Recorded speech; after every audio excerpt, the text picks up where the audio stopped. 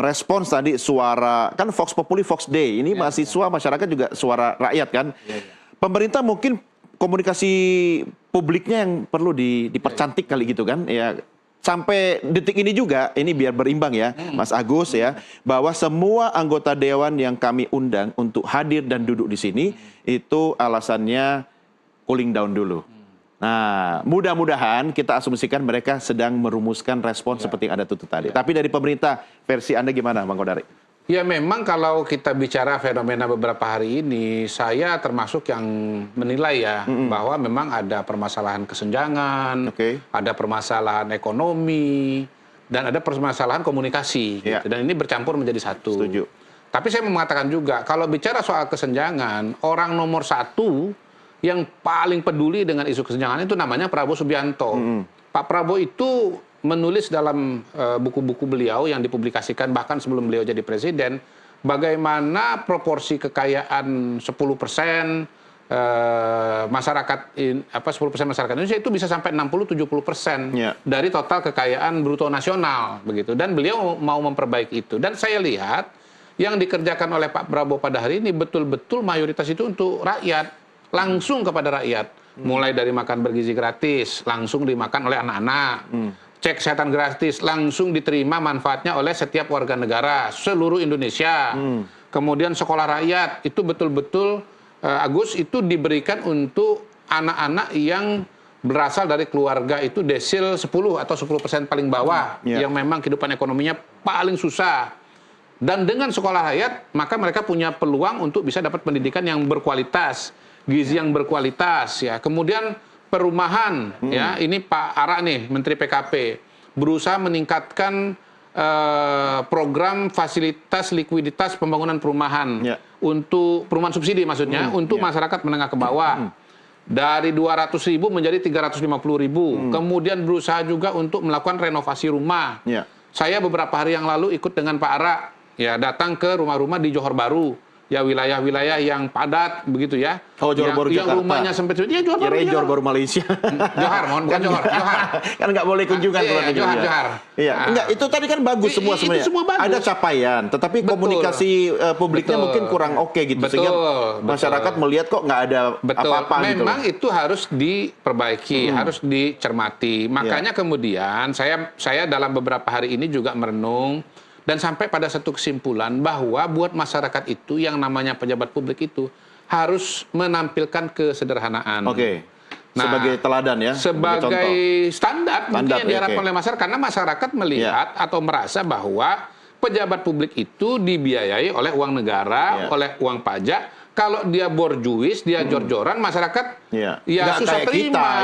Nggak sesuai kita. Walaupun misalnya latar belakang sebelumnya adalah swasta atau misalnya pengusaha. Saya ini latar belakangnya swasta. Sebelum masuk dalam pemerintahan berubah semua. Tapi begitu masuk dalam pemerintahan harus berubah. Istilah saya itu begini. Otomatis ganti kijang ya. Gitu. Coba lihat jamnya apa nih? 3 miliar. 3 miliar ini. Hah? Berapa harganya? Ini. Mungkin ini 3 juta kali ini. Atau 5 juta ini. Kalau Seiko. Jadi gini, penampilan itu harus wajar lah. Saya, jam saya yang lama, saya nggak pakai lagi. Lebih mahal yang lama. Mobil saya yang biasanya saya pakai, saya tinggalkan. Kenapa? Saya membaca, oh rupanya aspirasi masyarakat atau pemikiran masyarakat seperti ini. Itu yang tidak direspon oleh DPR. Bukan tidak direspon, mudah-mudahan ya, nanti direspon juga. Karena begini, ada yang namanya reformasi struktural, ada juga yang sifatnya komunikasi atau gestur tadi itu, yang ditata. Komunikasi itu bukan hanya ucapan-ucapan, berhenti mengucapkan kata-kata yang istilahnya menyakiti rakyat. Berhenti bicara yang dianggap arogan. Gestur itu penting. Hati-hati untuk ngomong yang bisa disalahpahami, misalnya begitu. Tetapi ada hal-hal juga yang tidak perlu diucapkan tapi dilihat langsung oleh masyarakat. Nah, itu yang dilihat masyarakat, apalagi sekarang semua orang pegang kamera. Semua orang pegang kamera. Everybody is jurnalis kan begitu kan. Jadi kalau misalnya pakai yang mewah-mewah, mobil mewah, jam mewah, pasti dikulik-kulik. Pasti dipotret. Sebentar, mudah-mudahan gitu, sudah ada respon dari DPR. Saya coba ajak Anda semua dan pemirsa, kita hubungi dulu jurnalis kita Emir Hamzah, yang sejak tadi sudah standby di kawasan gedung DPR RI Senayan, Jakarta. Emir posisi di mana ya sekarang ya? pas di depan gedung MPR ya. Emir, selamat sore. Emir, bisa monitor dari studio? Oke, ini saya sudah bisa melihat gambar Emir. Emir, ada delay, silakan dengan perkembangan terkini langsung dari kawasan gedung DPR MPR, Senayan, Jakarta. Ya, Doni dan pemirsa Nusantara TV, situasi terkini di depan gedung DPR MPR Senayan, Jakarta memang dapat kami informasikan jika tadi siang memang sejumlah mahasiswa dari BEM Unpad serta ITB ini hadir secara langsung di depan gedung DPR MPR, di mana memang pada hari ini merupakan deadline atau tenggat waktu dari tuntutan rakyat 17+8. Hanya sejumlah mahasiswa saja, ini sejumlah elemen-elemen masyarakat seperti influencer ini turut hadir, content creator juga ini turut hadir, serta aliansi ojek online ini juga turut meramaikan begitu di depan gedung DPR. Ya, Emir, saya akan kembali ke Anda nanti karena gambar di studio sudah menampakkan akan dilangsungkan konferensi pers oleh pimpinan DPR RI. Kita segera bergabung dengan DPR RI.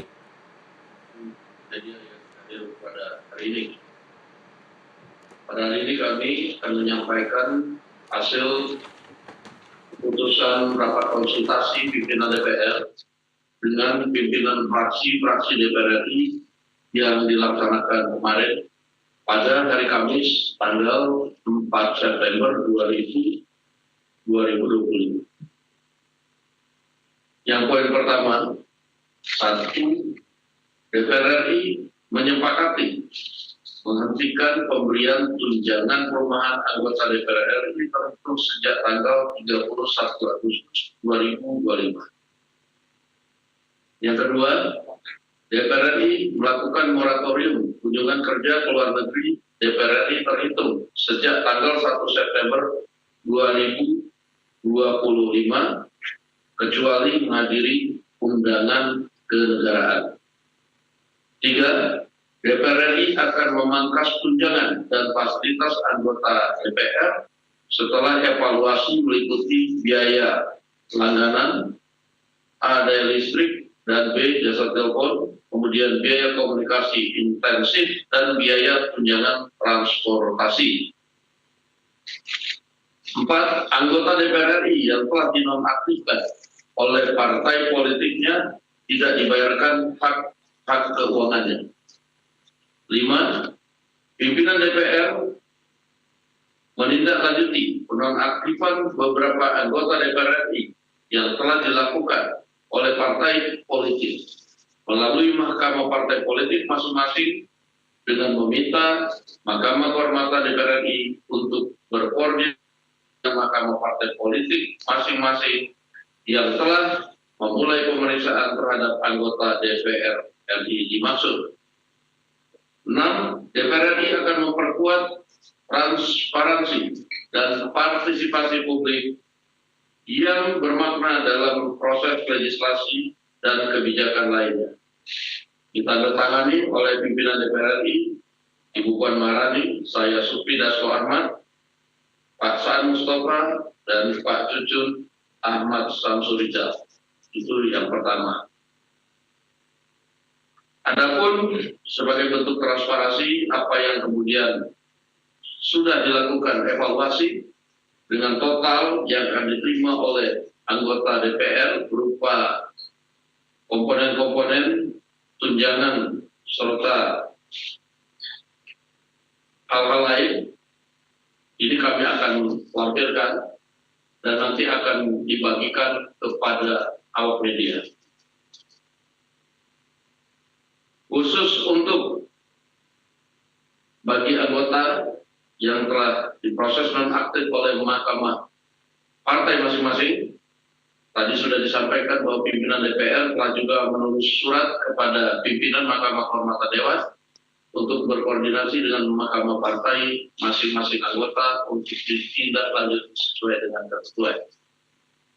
Demikian kami sampaikan dan kami ucapkan terima kasih.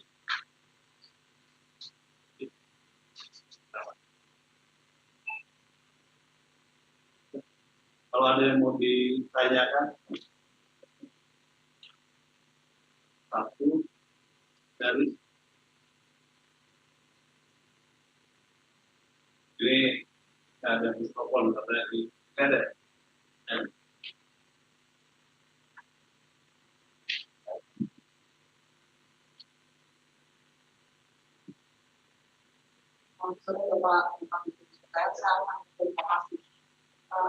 Hanya informasi terkait tadi yang disampaikan oleh Bapak Deso, apakah kan statusnya penonaktifan, artinya ada kemungkinan nanti akan aktif kembali atau seperti apa? Terima kasih. Baik, bahwa pada saat kemarin tindakan preventif yang dilakukan adalah penonaktifan sambil kemudian diproses di Mahkamah Partai, karena penonaktifan itu kan belum dengan proses. Nah, ini sudah diproses. Nah, kemudian kita minta Mahkamah Kehormatan Dewan juga berkoordinasi dengan Mahkamah Partai masing-masing lakukan proses ini sesuai dengan ketentuan yang ada. Demikian.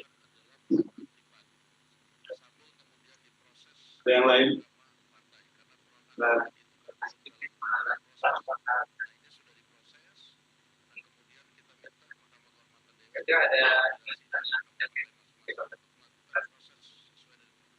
tadi kalau ditanyakan hasilnya seperti apa, kita akan melihat hasil sidang etiknya.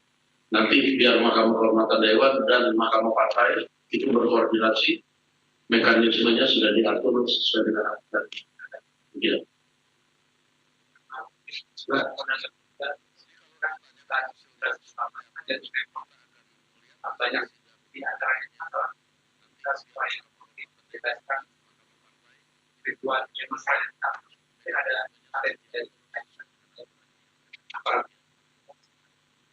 Pada saat ini kami fokus menjawab apa yang kemudian disampaikan kepada DPR RI. Walaupun nanti kami akan berkoordinasi dengan institusi lain yang berkaitan dengan tersebut. Demikian. ya ada.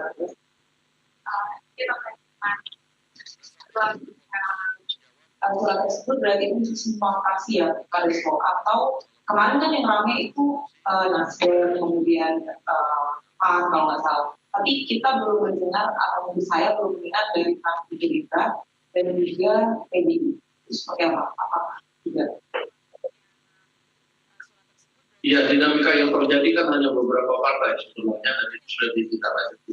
Yang lain-lain kita nanti akan coba cek ke MKD. Demikian. Cukup. Baik, cukup.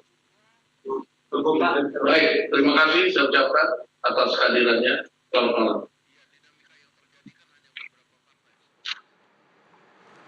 Ya pemirsa, itu tadi keterangan pers yang disampaikan oleh pimpinan DPR, dalam hal ini Wakil Ketua DPR RI Sufmi Dasko Ahmad, didampingi oleh unsur pimpinan DPR lainnya. Dari keterangan pers yang singkat tadi, DPR menyampaikan sekaligus sebagai respons atas tuntutan masyarakat. Saya berikan sedikit catatan ya. Yang pertama adalah DPR sepakat tentang menghentikan semua tunjangan, salah satunya tunjangan rumah. Yang kedua, DPR melakukan moratorium kunjungan kerja ke luar negeri per 1 September kecuali untuk menghadiri undangan atau kegiatan kenegaraan. Yang ketiga, DPR setuju memangkas semua tunjangan dan fasilitas termasuk diantaranya yang sempat saya catat ada biaya komunikasi intensif dan juga tunjangan transportasi. Yang keempat, anggota DPR yang nonaktif itu tidak dibayarkan hak keuangannya.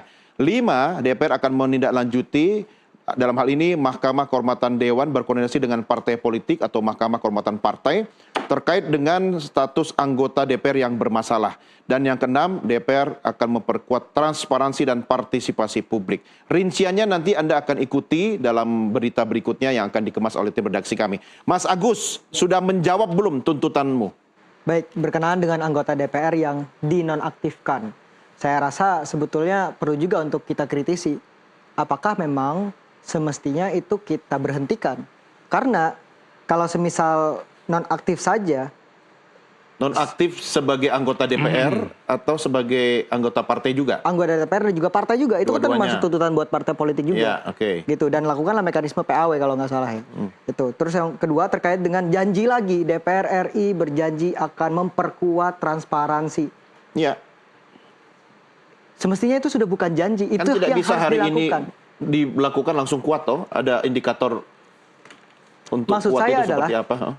sebagai seorang pejabat publik, baik dalam konteks pemerintah juga ya Bang Kodari, pun juga DPR RI, transparansi kepada publik itu adalah bare minimum bahasanya. Emang yang harus dilakukan. Nah, tetapi kenapa masih janji? Ya, bentuk press conference yang tadi dilakukan apakah bukan transparansi atau melibatkan partisipasi publik? Itu langsung? salah satu. Apalagi yang Anda butuhkan?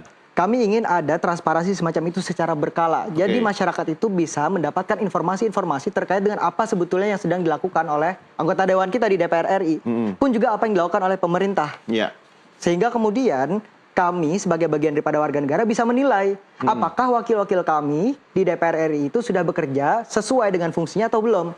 Apakah pemerintah itu sudah mampu memenuhi janji-janjinya kepada masyarakat atau belum. Dari 6 respon pemerintah, dalam hal ini disampaikan oleh Sufmi Dasko, Anda fokus pada nomor 6, perkuat transparansi. Berarti 5 lainnya itu sudah diterima ya? Terkait dengan pernyataan yang tujuannya ke DPR. Itu kan sejauh ini harapannya sebetulnya DPR mampu menjalankan fungsi pengawasannya juga ke pemerintah.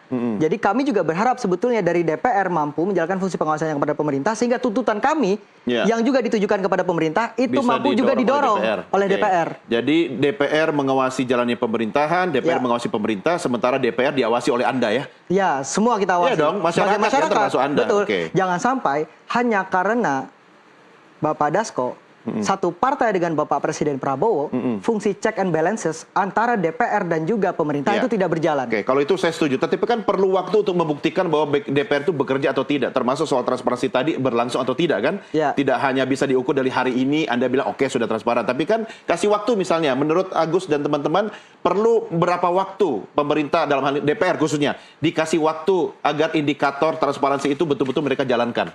Ya, dimulai dari hari ini, lakukan dan biasakan seperti ini.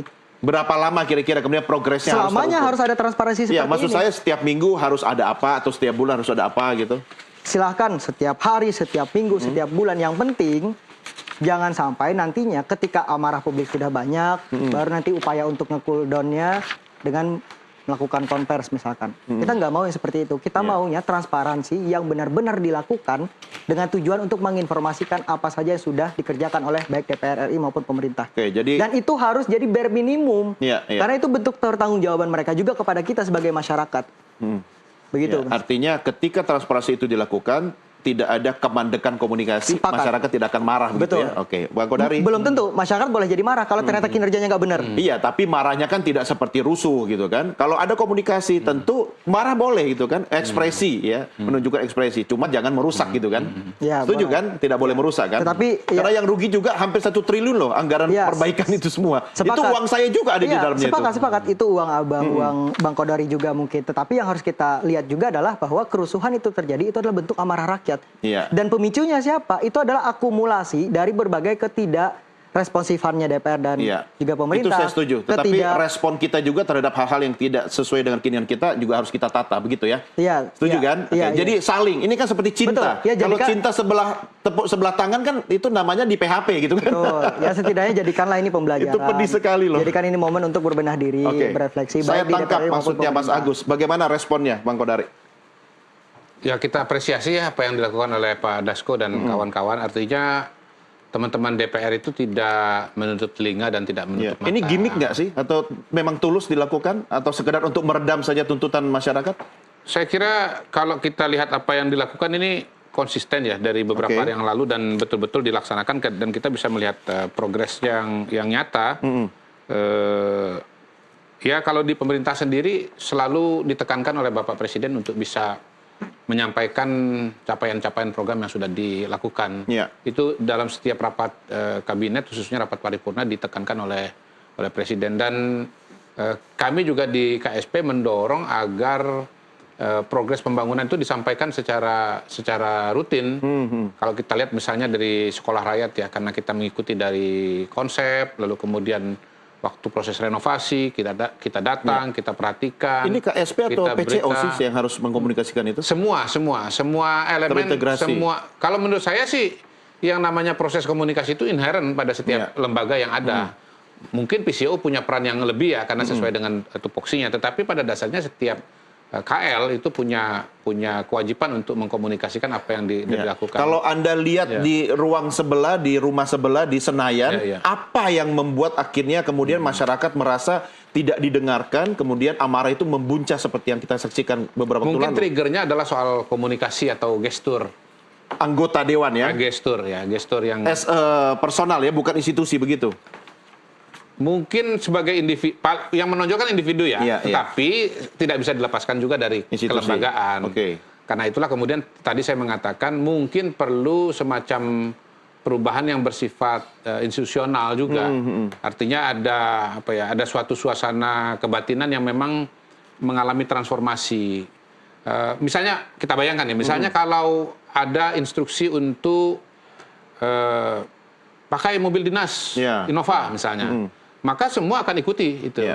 Ini jangan bilang Innova terus-terusan, nanti dikira endorse Innova ini. Saya minta maaf ya, karena nggak ada cara lain untuk memberikan penjelasan kepada masyarakat kecuali menyebut merek ini. Mobil yang banyak digunakan oleh masyarakat. Mobil yang banyak digunakan oleh masyarakat. Angkot nanti. Jadi mobil yang banyak digunakan masyarakat itu dipakai. Arloji yang dikenakan oleh kalangan menengah. Kan begitu kan? Kayak gini misalnya. Silakan kalau mau disorot. Lebih mahal jam gue loh. Disorot. Jam presenter NTV lebih mahal daripada jamnya wakil kepala staf kepresidenan. Tapi kepala punya sendiri yang lain. Karena ini menyesuaikan dengan situasi dan kondisi yang kita pahami pada hari ini bahwa masyarakat menuntut itu, melihat ada ditunjukkan oleh para wakilnya. Itu kan gestur tadi. Karena sebetulnya yang membuat rame ini kan itu kan gestur. Betul. Mulai dari istilahnya arlojinya disorot, kemudian mobilnya disorot. Dan itu semua yang kemudian menimbulkan apa? Gini, di DPR. Tapi jangan menguburkan faktor-faktor lain, misalnya soal lapangan kerja, pertumbuhan ekonomi dan sebagainya kan. Betul. Tapi begini, ini penting ya, gini.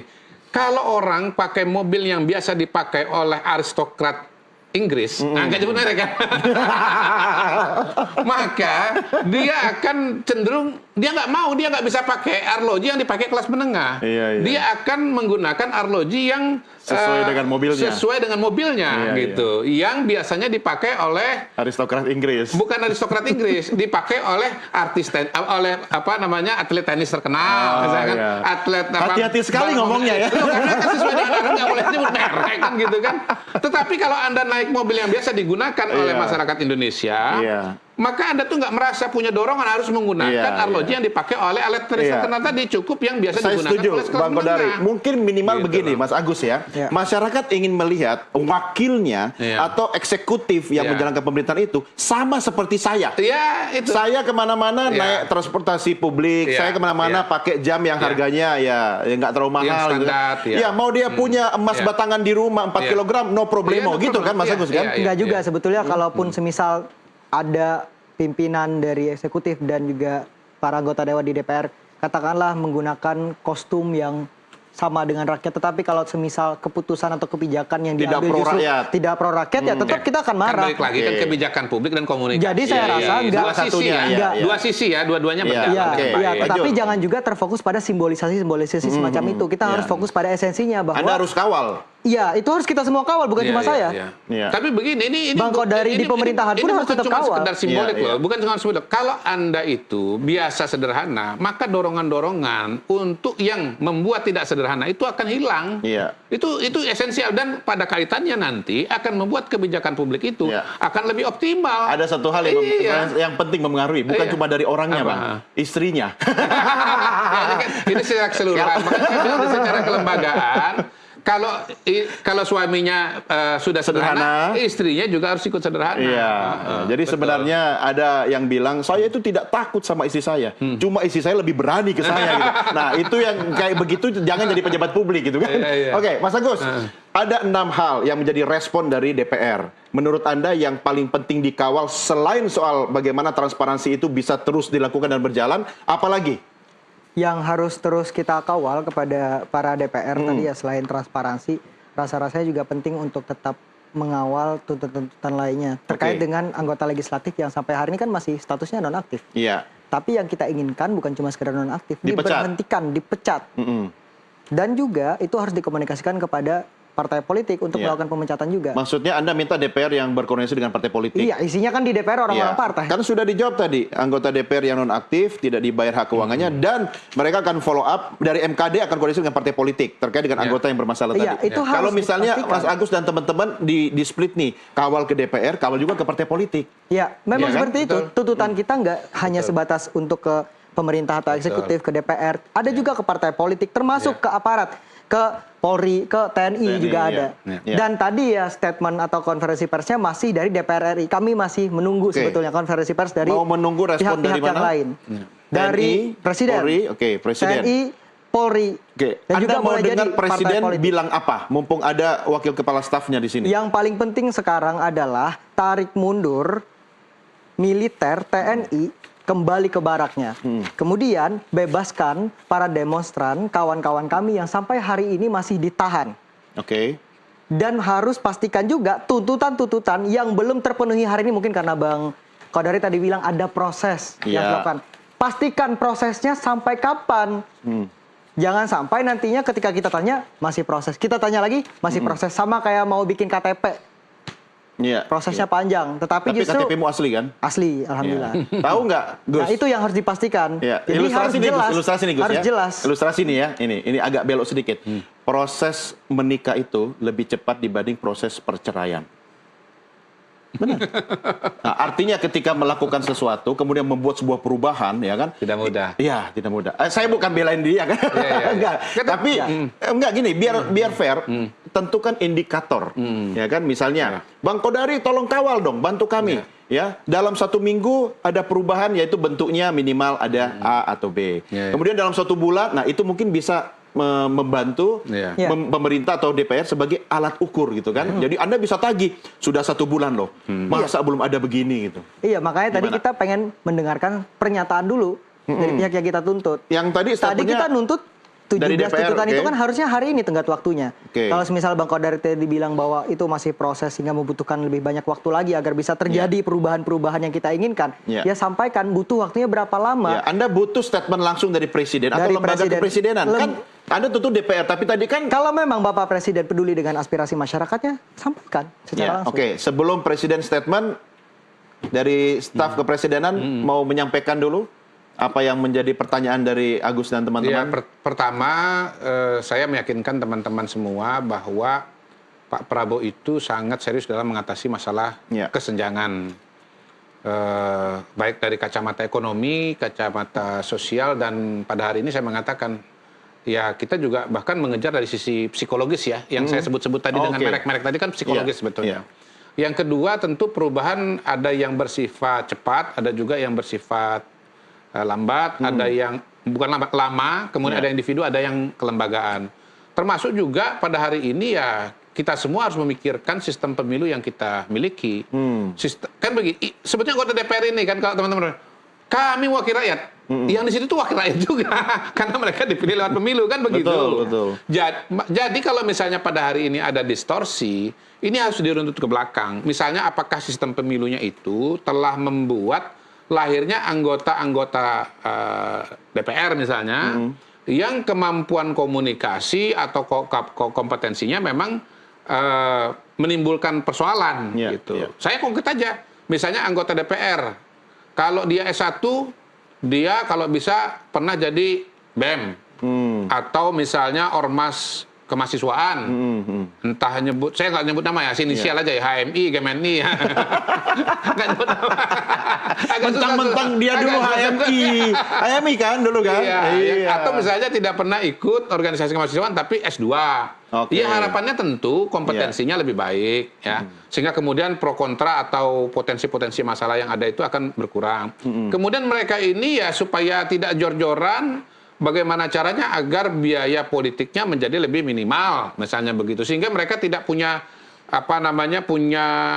punya semacam desakan atau tekanan untuk harus sangat populer, lalu kemudian populer dengan cara flexing misalnya Iya, kan begitu iya, kan? iya. Dia flexing kan mungkin psikologis, tapi bisa juga cara dia untuk membangun popularitas supaya Iya, pemilu iya. berikutnya nanti akan dipilih. Iya. Nah, semua ini harus dipikirkan. Jadi bukan hanya apa yang kelihatan di depan mata pada hari ini, Oke. tapi juga dari sumber-sumber yang lebih mendalam. Nanti Agus akan respon juga. Tapi sebelum ke Agus, Bang Kodari, Ya. apa yang bisa Anda sampaikan kepada teman-teman mahasiswa, khususnya Agus Setiawan, junior Anda juga, satu alma mater, dalam hal sama-sama mengawasi jalannya pemerintahan ini, baik di eksekutif ataupun legislatif? Silakan. Ya sama aja. Saya soalnya KSP itu tugas tupoksinya monitoring dan evaluasi program-program pemerintah. Jadi kita selalu mengawal agar program-program yang berjalan itu secepatnya berjalan dengan baik dan berjalan dengan optimal. Nah, isu-isu kesenjangan lapangan kerja itu untuk sebagian memang perlu waktu dan perlu proses. Ingat pemerintahan Pak Prabowo ini baru 10 bulan ya. Kemudian kalau kita bicara efek kepada ekonomi, memang program-program yang besar-besar ini harus bisa berjalan secepatnya dan diterima manfaatnya segera. Bantu dong oleh mahasiswa masyarakat agar DPR khususnya misalnya atau institusi lain seperti TNI, Polri bisa berbenah. Sebetulnya kita di internal pemerintahan juga ada monitoring, ada evaluasi begitu untuk program-program yang sedang berjalan. Kalau misalnya nggak berjalan sesuai dengan rencana misalnya, kita perasaannya sama dengan mahasiswa gemes gitu loh. Ini bagaimana? Tolong dipercepat. Oh, kita khawatir kalau nggak berjalan. Jadi sebetulnya antara teman-teman mahasiswa gitu ya dengan kita yang di dalam pemerintahan, perasaan kita tuh nggak beda-beda amat gitu. Kita ini bukan dua jenis makhluk dan spesies yang berbeda. Kita sama-sama bangsa Indonesia. Hanya teman-teman ini adalah pada hari ini mahasiswa, kami ada di pemerintahan. Saya adalah Agus 25 tahun yang lalu. Ya, dan memang teman-teman yang sekarang ada di pemerintahan notabene sebetulnya 20-25 tahun yang lalu ya posisinya seperti Agus ini, anggota atau ketua BEM, anggota atau ketua di organisasi kemahasiswaan. Jadi sebetulnya perasaan kita sama, teman-teman mengingatkan, makanya saya bilang terima kasih sudah dirangkum 17+8 ini, tapi kita juga sebetulnya di dalam berusaha untuk melakukan perbaikan-perbaikan. Oke, silahkan sampaikan kalau masih ada yang kurang. Kebetulan nanti setelah ini juga bertukar-tukarlah nomor telepon sehingga tidak ada kemampatan komunikasi. Betul. Silakan, Mas Agus. Ya, kalau dari saya kita hendaknya perlu belajar dari momen ini ya, baik dari masyarakat, baik dari pemerintah, DPR RI, TNI, Polri, bahwa apa yang kita alami hari ini itu adalah bentuk akumulasi kekecewaan kita kepada orang-orang yang kita percayai pada saat momen pemilu. Yang senyata-nyatanya sampai hari ini justru seakan-akan meninggalkan kita. Dan itu pola yang terus berulang.